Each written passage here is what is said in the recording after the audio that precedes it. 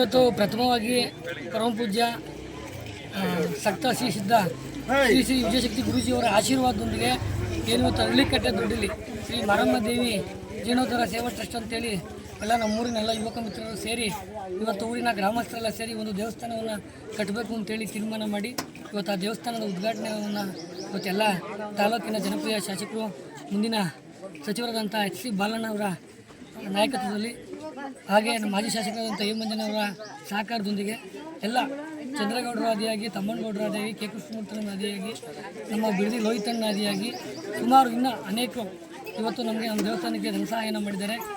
ತಾಲೂಕು ಪಂಚಾಯತಿ ವ್ಯಾಪ್ತಿಯಲ್ಲಿ B D ವೆಂಕಟೇಶಣ್ಣವರಾಗಲಿ ಸೀನಣ್ಣವರಾಗಲಿ ಈ ಅನೇಕ ನಾಯಕರುಗಳು ಇವತ್ತು ನಮ್ಮೂರಿನಲ್ಲಿ ನಿಂತು ಈ ದೇವಸ್ಥಾನ ಕಟ್ಟೋಕ್ಕೆ ಸಹಕಾರಿಯಾಗಿದ್ದಾರೆ. ಅವರೆಲ್ಲರೂ ನಾವು ನಮ್ಮೆಲ್ಲ ಸೇವಾ ಟ್ರಸ್ಟ್ನ ವತಿಯಿಂದ ಅವರಿಗೆ ಅಭಿನಂದನೆಗಳನ್ನ ಕೃತಜ್ಞತೆಗಳನ್ನು ಸಲ್ಲಿಸ್ತೀವಿ.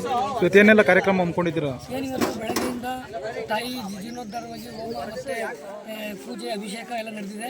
ಇನ್ನು 48 ದಿನಕ್ಕೆ ಒಂದು ಕಾರ್ಯಕ್ರಮ ಮಾಡಬೇಕು ಅಂತೇಳಿ ತೀರ್ಮಾನ ಮಾಡಿದ್ದೀವಿ. ಟ್ರಸ್ಟ್ನ ವತಿಯಿಂದ ಎಲ್ಲರೂ ಕೂತು ಗ್ರಾಮಸ್ಥರೆಲ್ಲ ಕೂತು ಟ್ರಸ್ಟ್ನ ವತಿಯಿಂದ 48 ಪೂಜೆಯನ್ನು ಮಾಡ್ತೀವಿ. ಎಲ್ಲ ಯುವಕರು ಗ್ರಾಮಸ್ಥರುಗಳು ಎಲ್ಲ ಸೇರಿ ಮಾರಮ್ಮ ದೇವಿಯ ದೇವಸ್ಥಾನವನ್ನು ಪ್ರತಿಷ್ಠಾಪನೆ ಮಾಡಿದ್ದಾರೆ. ಈ ದಿವಸ ಮೊದಲಿಗೆ ಅವರಿಗೆ ಅಭಿನಂದನೆ ಸಲ್ಲಿಸ್ತಾ ತಾಯಿ ಮಾರಮ್ಮ ದೇವಿ ಎಲ್ರಿಗೂ ಸುಖ ಸಂತೋಷ ನೆಮ್ಮದಿಯನ್ನು ಕೊಟ್ಟು ಕಾಪಾಡಲಿ ಅಂತ ಕೇಳ್ಕೊತಾ, ಹಾಗೆ ಈ ದೇವಸ್ಥಾನಕ್ಕೆ ನಮ್ಮ ವಿಜಯಶಕ್ತಿ ಗುರುಗಳು ಭಾಳ ಹೆಚ್ಚಿನ ರೀತಿಯಲ್ಲಿ ಸಹಕಾರ ಮಾಡಿದ್ದಾರೆ. ಅವ್ರಿಗೂ ಕೂಡ ಎಲ್ಲರ ಪರವಾಗಿ ಧನ್ಯವಾದವನ್ನು ಅರ್ಪಿಸ್ತಾ ಆಗಿರೋಣ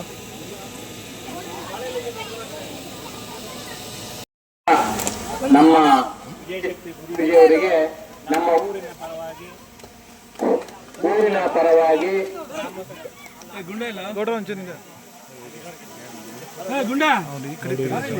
ಆನಂದ್ ಅಣ್ಣ ಕೈ ಬಿಡು ನೀನು ಪ್ರಸನ್ನ.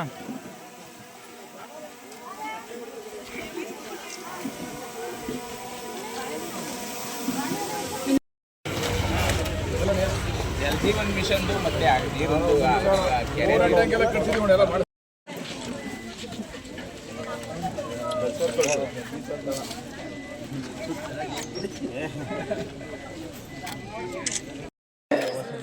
ಸಲ್ಲಿಸಿದ್ದಾರೆ.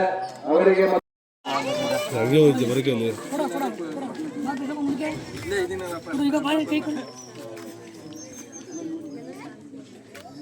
ವರ್ಷದಕ್ಕೋಸ್ಕರ ಕಾಯ್ತಾ ಇದ್ದಾರಂತೆ ಮನೆ ನೀರವರು ಹಳ್ಳಿಕಟ್ಟೆ ಗ್ರಾಮಸ್ಥರು ಸನ್ಮಾನ ಜ್ಞಾಪಕ ಬರಬೇಕು.